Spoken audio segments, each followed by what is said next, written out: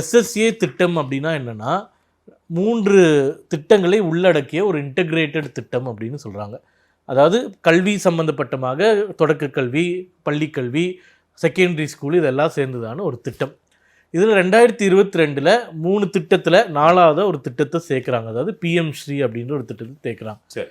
PM Sri பள்ளிகள்னால் என்னென்னா, புதிய கல்விக் கொள்கையில் மாடல் ஸ்கூல்ஸ் வந்து உருவாக்குறோம், அதில் முழுமையாக அந்த புதிய கல்விக் கொள்கையை அமல்படுத்துகிறோம். அதுதான் மக்கள்கிட்ட ஒரு நிமிஷம் இருங்க. இல்லைங்க, பிஎம் ஸ்ரீ பள்ளியில புதிய கல்விக் கொள்கையை இம்ப்ளிமெண்ட் பண்றது தான் ஒரு புதிய திட்டம்.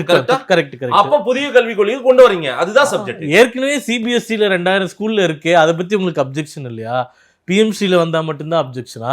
துரைமுருகன் நடத்துகிற ஸ்கூலில், திருமாவளவன் நடத்துகிற ஸ்கூலில், ஸ்டாலின் நடத்துகிற ஸ்கூலில், நேரு நடத்துகிற ஸ்கூலில், பிச்சாண்டி நடத்துகிற ஸ்கூலில் நாங்கள் அப்போஸ் பண்ணலையே, நாங்கள் எதிர்க்கலையே. ஸ்கூல் நடத்துறீங்க சொல்லுங்க, எடுத்து எங்களுக்கு பிரச்சனை இல்லையே. நாங்கள் மும்மொழி கொள்கையை எதிர்க்கலையே. நீங்கள் ஸ்கூல் நடத்துறது எனக்கு பிரச்சனையே இல்லைங்க. மும்மொழி திட்டத்தில் ஸ்கூலை நடத்திட்டு மற்றவனுக்கு கொடுக்க மாட்டேன்னு சொல்கிறீங்க இல்லையா, அதை மட்டும்தான் நாங்கள் எதிர்க்கிறோம்.